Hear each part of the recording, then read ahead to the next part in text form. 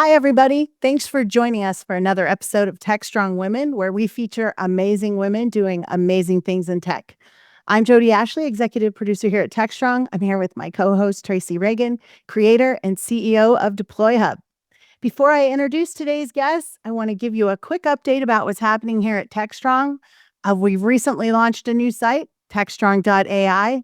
Be sure to go out and check that out. We have some virtual events coming up towards the end of the year that you'll want to check out. So go to techstrongevents.com. We're always looking for speakers and sponsors. So check that out and see if there's an opportunity for you to participate. And as always, you want to go to techstrong.tv every day, 5 days a week now, for great shows and interviews. Hey, Tracy, what's on your mind today? Hey, Jodi. I always have many things on my mind. I thought of many things to talk about today. But I want to talk about, first of all, what the Biden administration and like CISA and NIST have been trying to do to warn developers of problems. So this is an interesting one. And this is kind of a complaint to the bigger companies. Why are they not listening? Why are they not taking this stuff serious? So many of you may know, but back in March, CISA kind of urged developers to start weeding out SQL injection vulnerabilities. They really kind of pushed it. There was a lot of buzz around it. There was a lot of talk about SQL injection issues and vulnerabilities. And then it sort of went quiet until just a few short months later. This happened at the end of June. Facebook had an issue, and it was with what they call PrestaShop or PK Facebook, which has to do with credit card scanning and e-commerce sites. Well, they had a SQL injection issue, and it involved about 300,000 online stores worldwide, which exposed credit card information to anybody who knew about that SQL injection issue. So I guess my point is, when the government says, "Hey, folks, this is a problem," I wish that the big companies would take it more serious. I don't know right now, because AI it has so much attention. I feel like we have pushed back the security problem. And by pushing back that security problem and kind of not making it as sexy, we're not being as serious as we need to. So, hey, everybody out there, when you get the government saying, "Hey, SFOMs might be a good idea. Look, weed out your SQL injection vulnerabilities," maybe you need to make a focus on it, because these things can happen and it's not right. Exposing 300,000 credit cards from Facebook is a terrible problem. It's a terrible problem. And it's worse than that problem needs to be fixed before we do anything in AI. So I'm just kind of dissing AI today and saying security is really important, folks. As always, AI is somewhat of the bane of our existence right now, right? How do we deal with AI? All right. Well, thanks, Tracy. I am so excited to introduce our guests today. I have Liz Warner and Ann Schlemmer, and I'm going to let them introduce themselves. Liz, you want to get started? Yeah, happy to. So Liz Warner, as you said, I am CTO at Percona. So Percona creates solutions for centered around open source databases, and has been doing so for a very long time. I'm pretty new at Percona. I just joined in April. Before that, I was CTO at a company called Weaveworks. So if you've used EKS Cuddle, or if you ever used or heard the term GitOps, those both originated at Weaveworks. And in looking for where I was going to land next, I happened across this wonderful company that was open source in the database space, which has always been near to my heart, and had at that point 2 women on the executive leadership team. So they got onto my short list very quickly, and I'm delighted to say I managed to land there. I can do a slide. I can slightly go into background, or if that's all right. Yeah, absolutely. So yeah, I started my career as a software engineer. I'm in the UK now. I'm originally from California, and graduated at the time where the first dot-com boom. So was a sort of a startup CTO right, right out of school, and then had to backtrack and learn some tech fundamentals. Spent a lot of time in the kind of what's now called the platform space or platform engineering space, as well as doing, software. So, and you can't be there without open source, right? How do if you're thinking about your data store, you're thinking about your operating system, you're not doing that or it's very, very rare to be doing that in a purely proprietary way. So, being able to move to the commercial side of the open source ecosystem was something had been keen to do and was delighted to do. Awesome. All right. And you're up next. Well, thanks for having us. So let's start with that. It's delightful to be here, and I'm thrilled to have Liz on the team. As you all mentioned, I'm Ian Schlemmer. I am the CEO of Percona. I took over that role from our founder back in October of 2022. I've been with Percona for over 11 years now. Different path, I say. I fell into open source back into 2008. I actually had taken a career break for 8 years, which some people find unusual. And when I went back into the workforce, I had the good fortune of getting a job with the MySQL, which is, again, open source database, MySQL professional services team. At that point, they had just gotten integrated with Sun Microsystems. So I worked for Sun, then I got to work for Oracle, and then I'm now here at Percona. And yeah, delighted with the learnings and the awesomeness of open source. So, we've had discussions about open source in the past on this call. Oh, yeah. Just a couple. Just a couple. But I think that over the course of the last 2 years, there seemed to be when some of I think Log4j, and I started this discussion out around security, and open source security is an issue right now.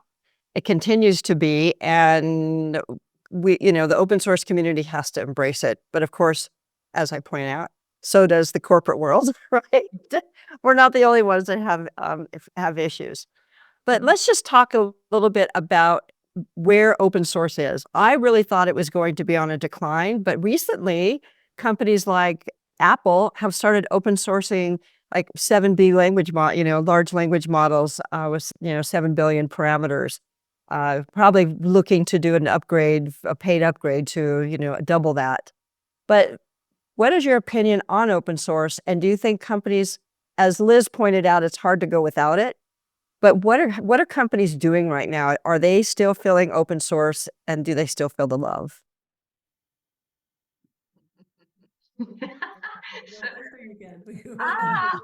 I'll jump in, and then we'll do Liz's take. Where is open source? In my work in talking to customers and prospects, what's one of the appeals of open source has always been is when used appropriately and correctly, you can innovate more quickly.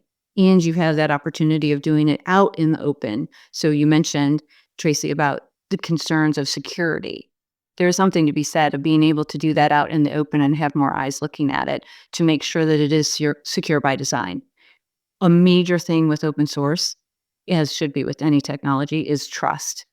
And I believe that there is that trust inherent within open source because of the name open being out there. And so what we're seeing with customers is that some of their push into using and being more consumers of open source is a total cost of ownership. We know you said in the past 2 years, there's been some interesting economics going on in the world, and everybody's looking at costs as they have before.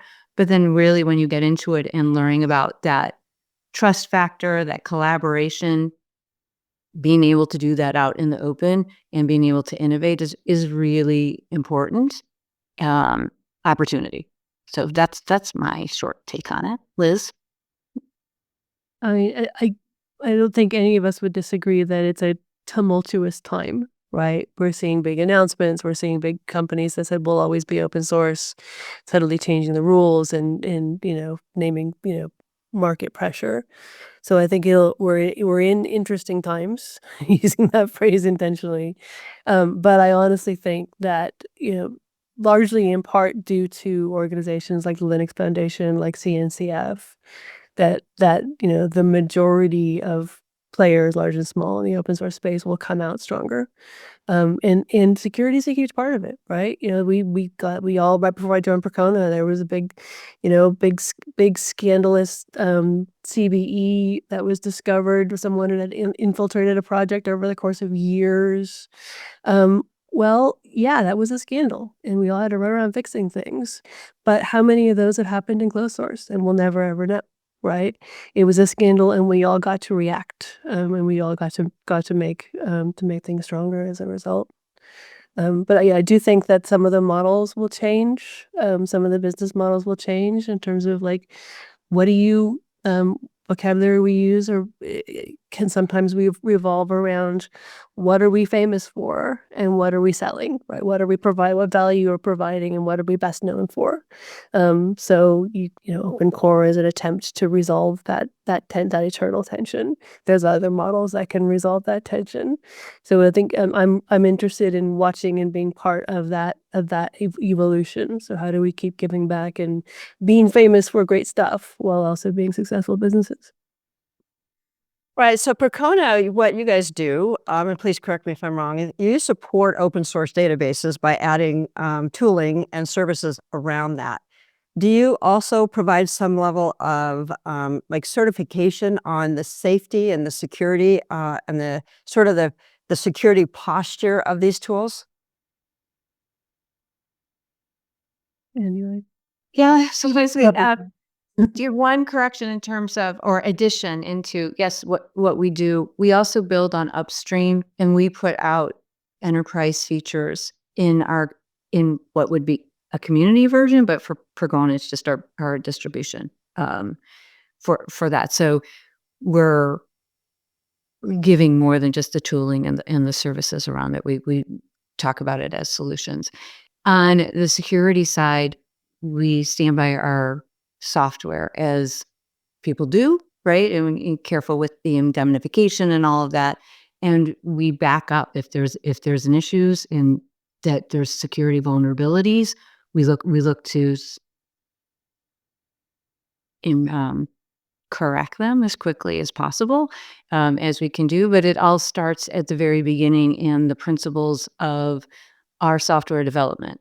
One of the principles we say is do no harm, secure by design, but we believe in do no harm. So what does that look like? Doing our best to test, and also appreciate that customers or users of our software are going to push the limits of everything. We want the AI discussion. I mean, always innovating. People are pushing and trying to see what they're doing. So it's something that we take very seriously and look at. So I think that your model, your business model, is one that should be kind of looked at by companies who are potentially building software companies around open source.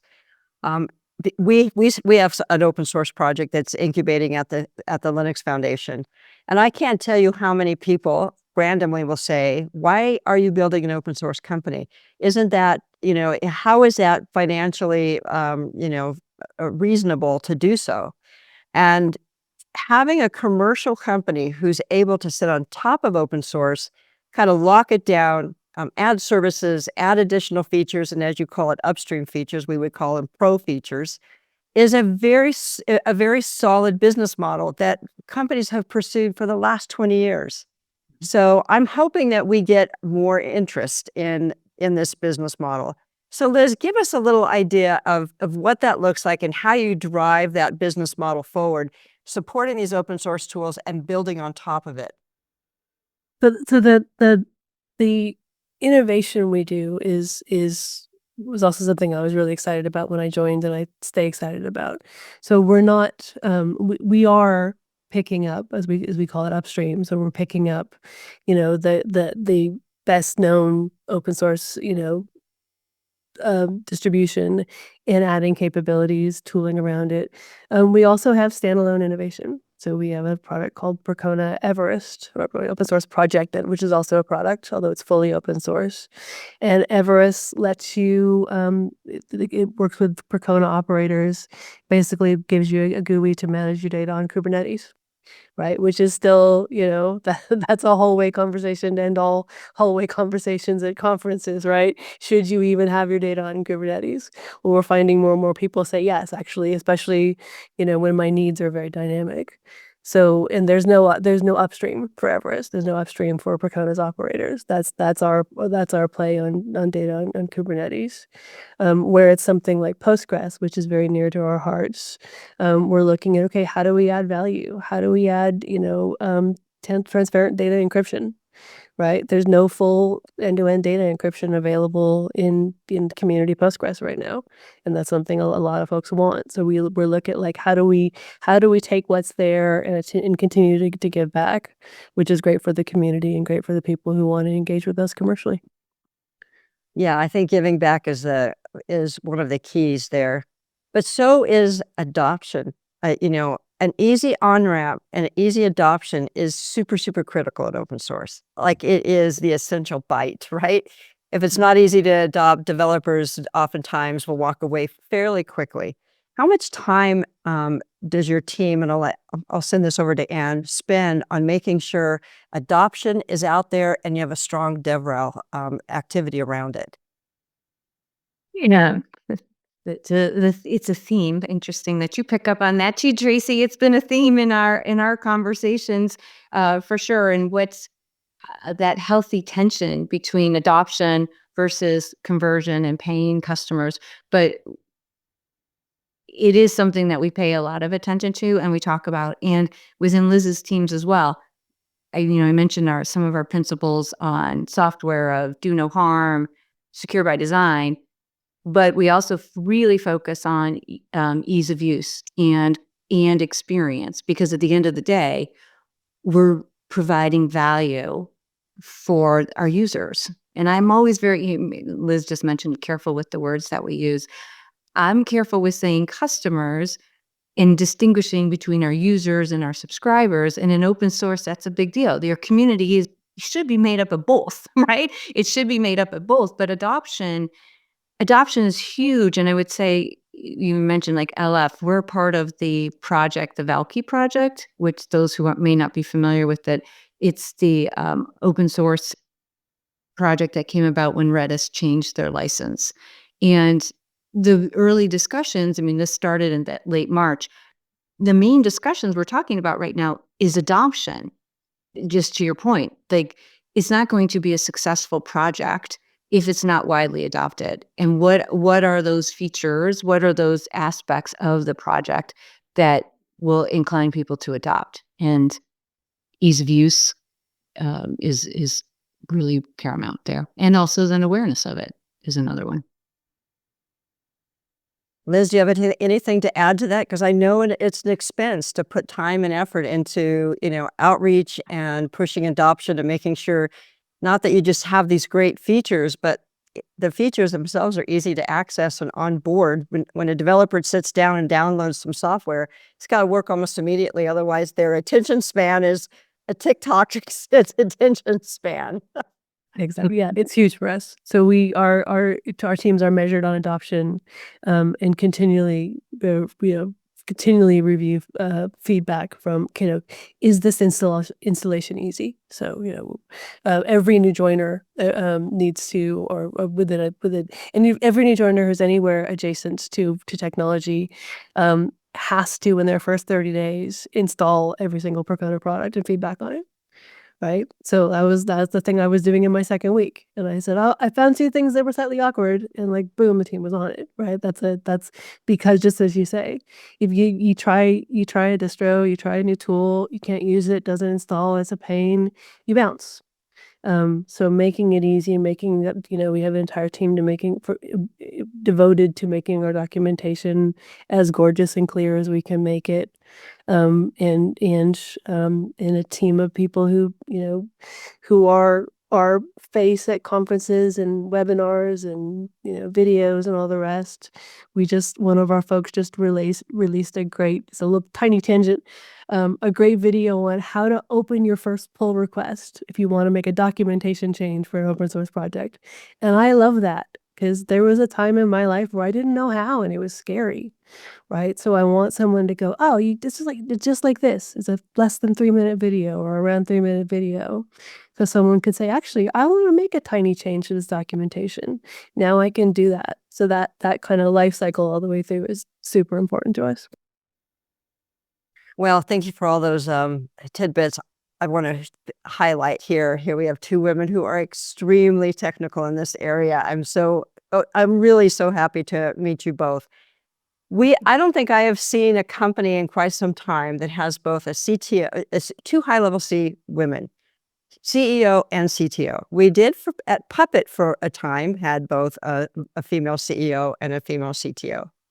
I would love to hear the story of how that happened. I'm assuming, Anne, were you the CTO, and then Liz, you came on?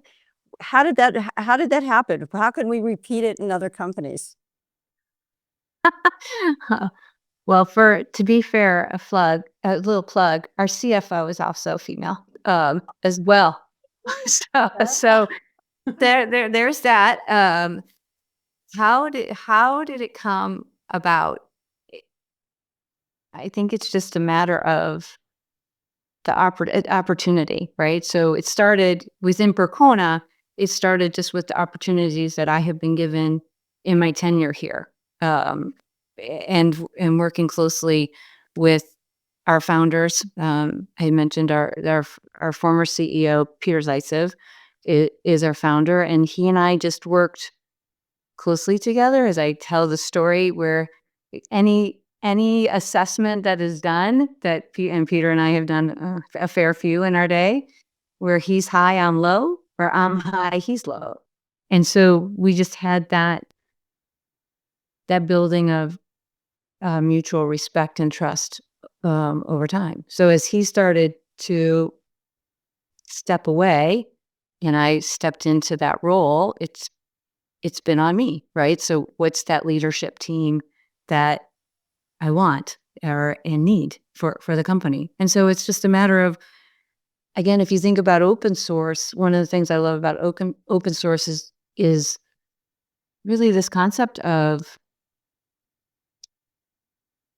acceptance and equality, and everybody is welcome, like truly everybody is welcome. So in every role that we do, it's okay, who's the right person in the right seat? And I also am a student of management, if you will. I do an awful lot of reading and learn from others. I'm not going to pretend that I'm going to come up with a new way to run a business. Data has shown, doesn't even suggest, data shows that in executive positions, if you have a better balance of male and female, you tend to have better outcomes. I've seen that to be true throughout my career. In my former life, I was a banker, and the areas that I was at was heavily male dominated. Okay, one of the few females in the room. It's just me. I'm accustomed to it. So then as we tech, similar, but it's like, okay, let's look for that talent and also know that I do want diversity of thought and mind. And in this case, it's, finding that role. So that's my take on it and how I got here. And then, bringing on Liz and Eileen Duty as our CFO. She's been with us for quite a bit of time as well.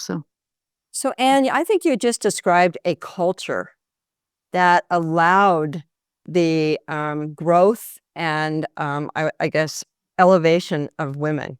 It sounds like your co-founder has a very open mind and is looking at talent as opposed to building a good old boys club, right? Which is sometimes a habit, and I've seen it over and over and over. And in some of these open source foundations, it's a bad one.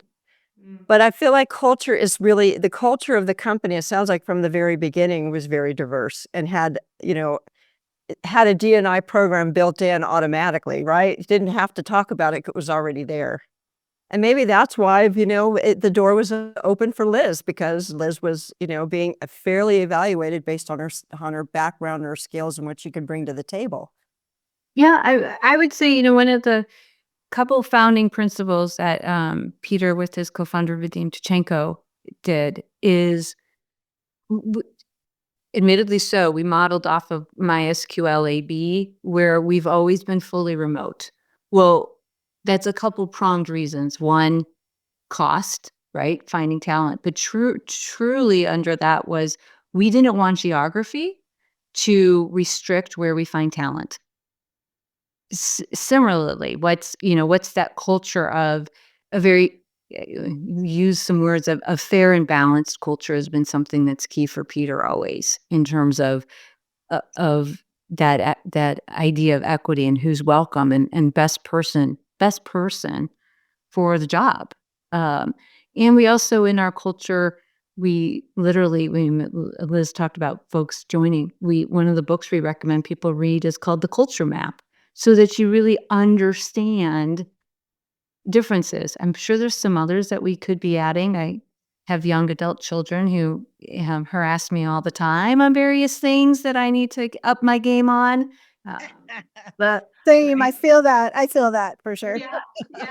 I mean, I'm getting a lot of education on neurodivergence versus neurotypical and what does that look like, and just the whole gamut, right? The whole gamut of learning. And again, I think to your point, Tracy, open source culture at its best is really democratizing access for truly everyone. We in our mission, we talk about innovation and open source for everyone, everywhere, and we really mean that.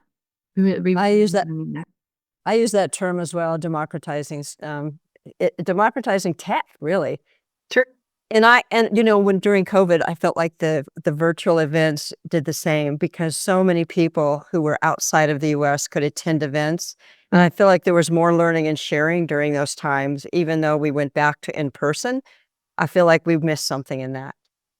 So Liz, tell us about what your experience was then in coming on board to Percona as a female CEO. Yeah. So yeah, so joining as CTO, as I said, when I was interviewing around, seeing that Anne and Eileen were already part of the executive leadership team was, I immediately went and told my partner, like, all right, there are 2 women on the exec team. This is so exciting. Right. So they shot to the top of my short list, in addition to the other reasons I mentioned earlier. And where you find women in any company, you will find more women. It's just how it works, right? Because as you say, that's an indicator of culture. That's one reason, I've always, and I know Anne does the same, I've always pushed myself to be visible. Because if you ask someone to close your eyes and picture a CTO, do you picture my face? Well, no, most people usually don't. And I want to shift that. Right. And I want to make sure that I'm boosting women with a ton of potential because we know they're everywhere. So joining Percona and seeing that was something that was baked in, there's a program for internal talks, for internal mentoring and boosting.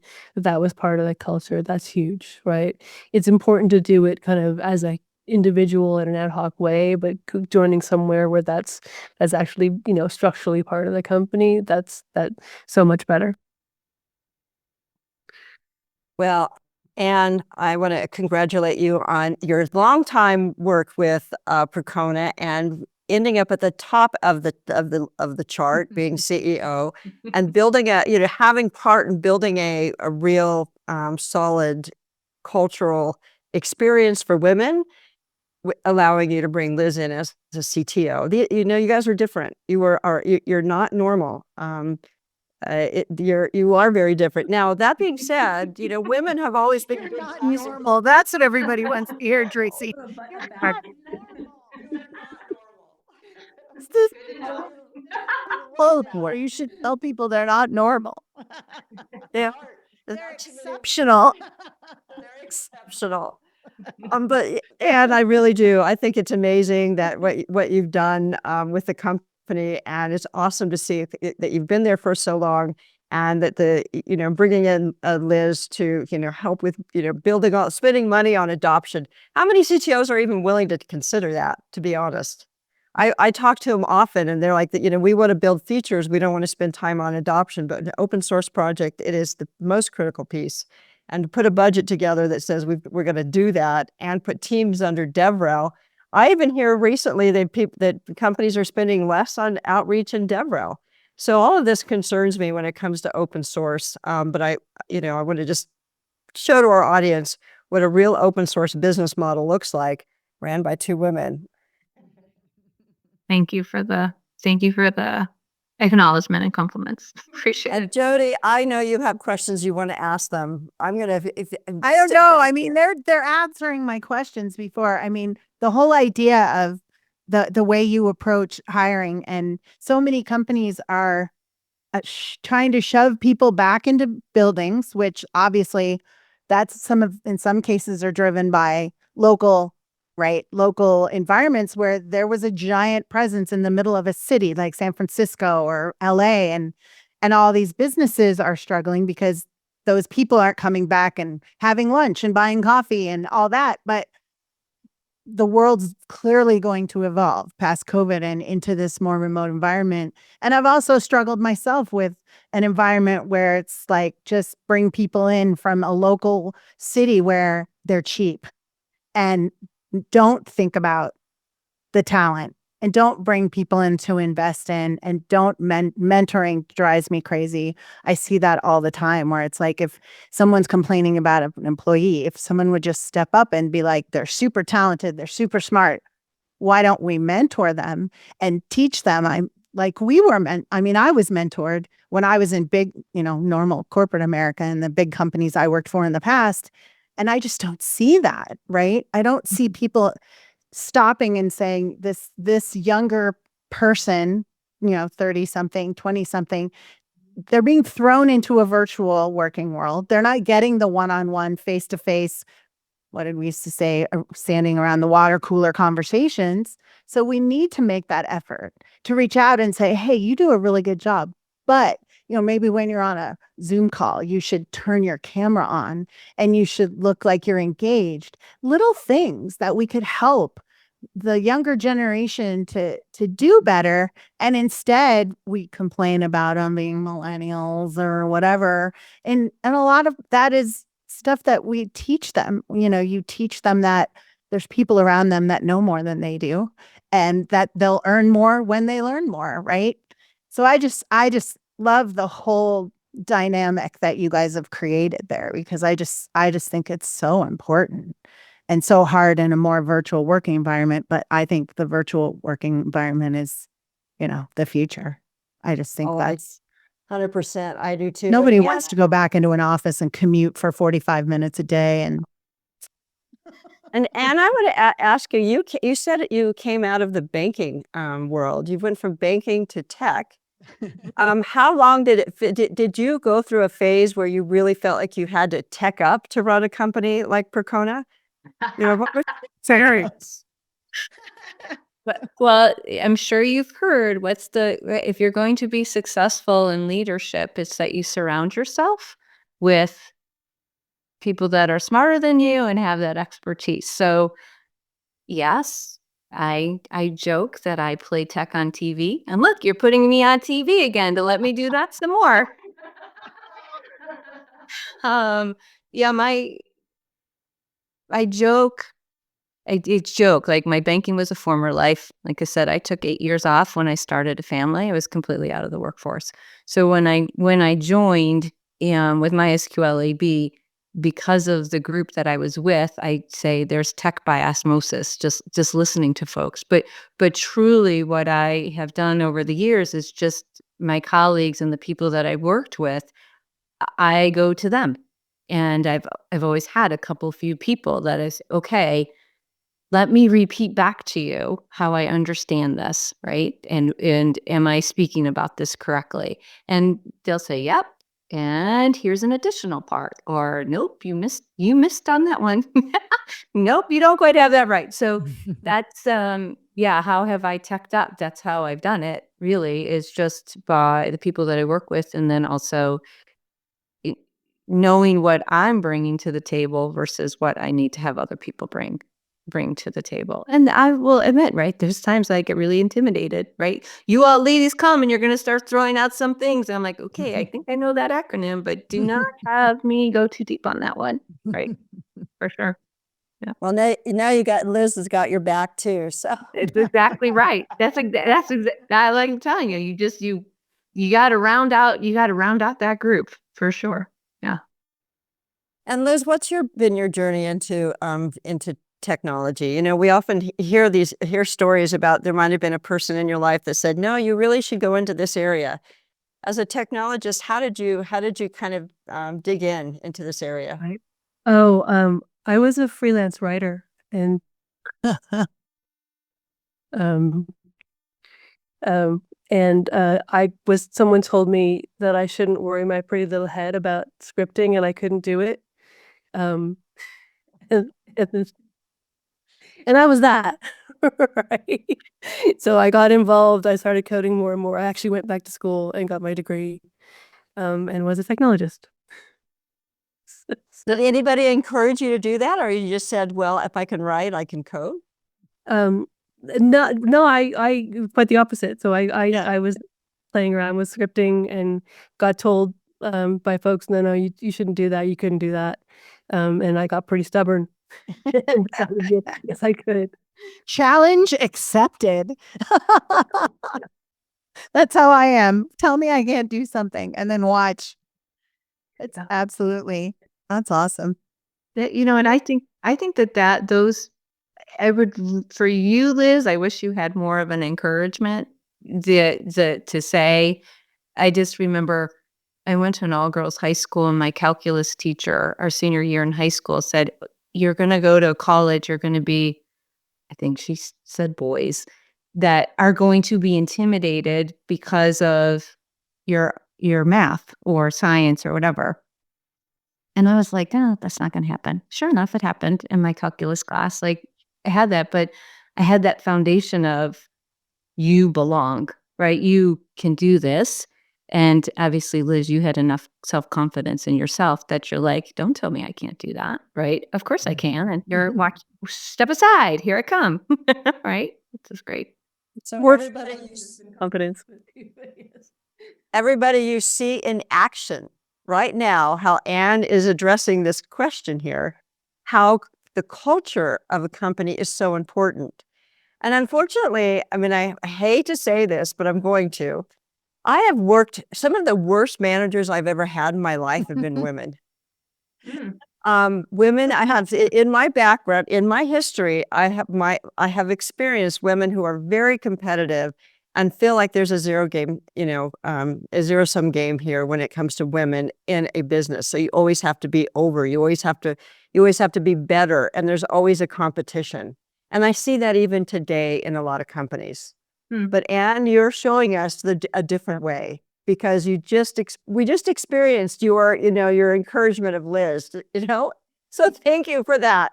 And maybe it's because you went to an all-girls school. I was a competitive gymnast and spent most of my time with other girls and rooting them on, right?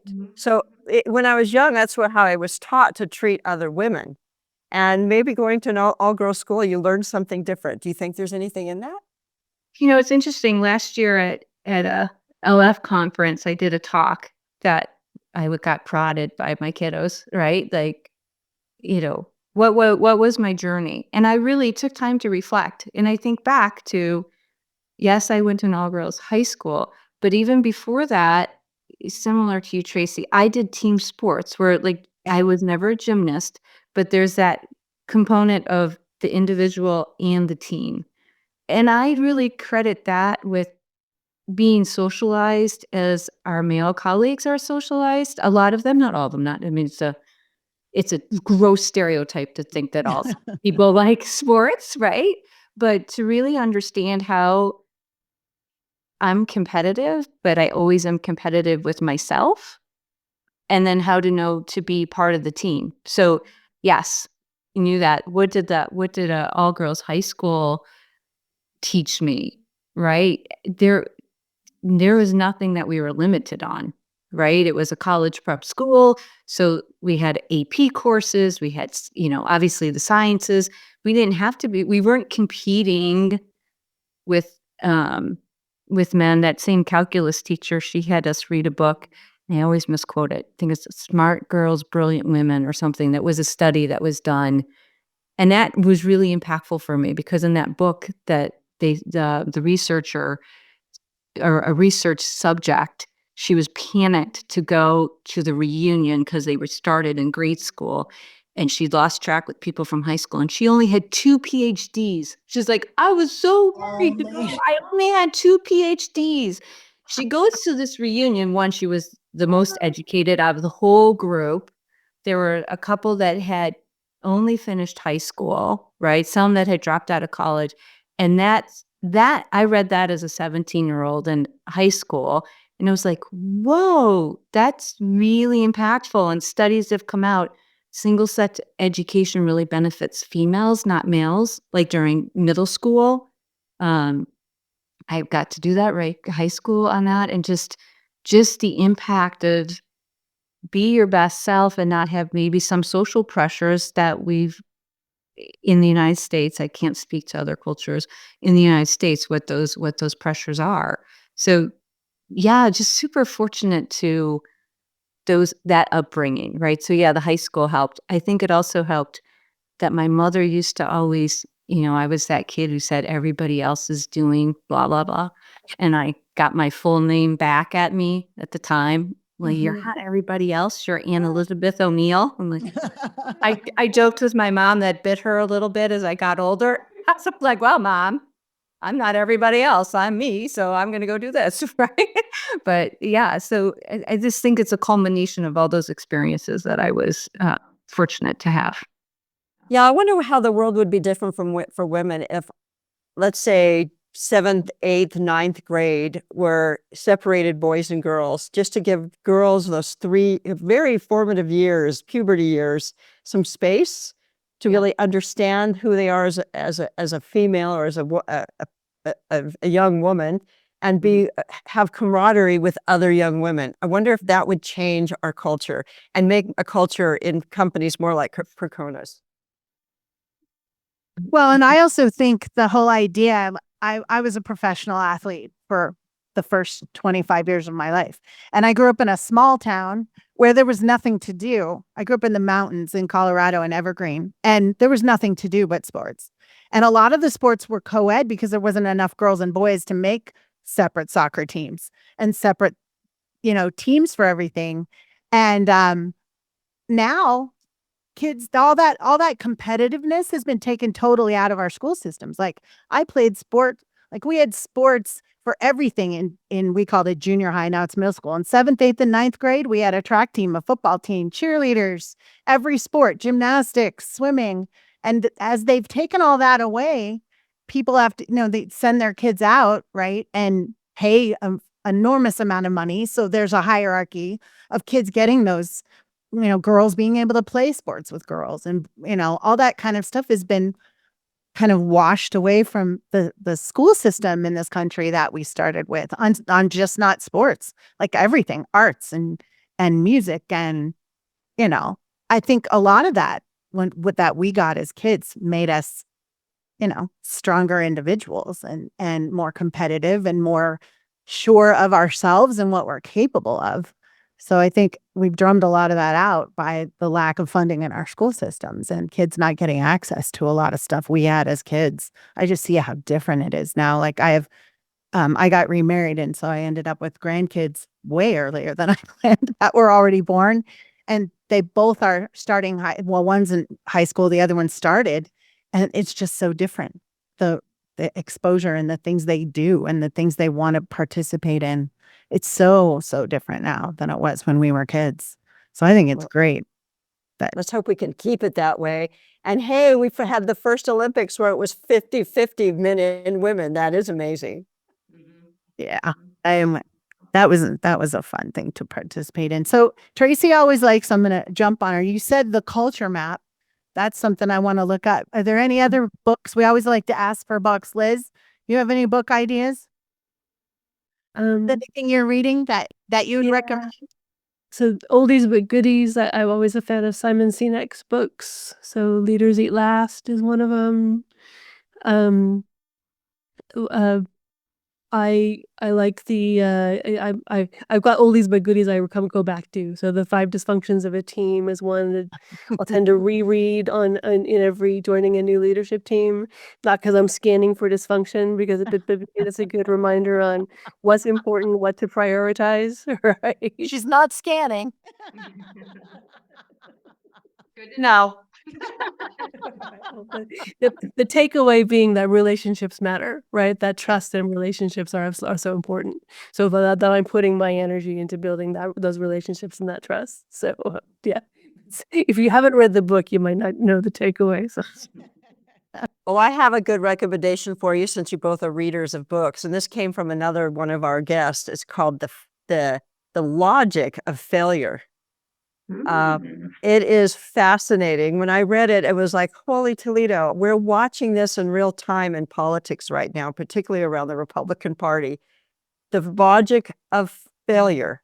And there is a very specific logic of failure. And it opened my eyes. And she said she'd read it more than once. I understand why. So that's one I have to buy, because like right now I have a library book right here, right? Just the good stuff, right? So in our world of short attention spans, this is really concise and, grabbing that. But sometimes I also, you can't see, but to my left, I have a whole bookshelf of books. So it's like, okay, which ones are worthy because I'm going to pull them out again versus which ones do I read and just retain? Yeah, that's great. Yeah, you always know it's good when you pull it out again, for sure. That's right. Yeah. Well, thank you guys so much. As usual, with 45 minutes blew right by. We are so excited to have you here and to be able to speak with you today. I just, so much great stuff that we talked about. And I think our audience is really going to love it. Trace, you've got anything you want to say? No, just thank you for showing us how. I mean, really, Anne, I think that your work in building this culture is pretty amazing. And I look forward to seeing what Liz has got up her sleeves for Percona in the next year or so. Thanks for having us and for the work that you two do. It's important. I appreciate that. Well, thank you. Thank you very much. Thanks to our audience for tuning into another awesome episode, if I do say so myself, and I do, of Tech Strong Women. Please be sure to join us for our next episode. And again, tune into techstrong.tv every day for so much great content. And check out all of our sites, and we'll keep you posted on what's going on out there in the tech world. Thanks again for being here. Have a good day.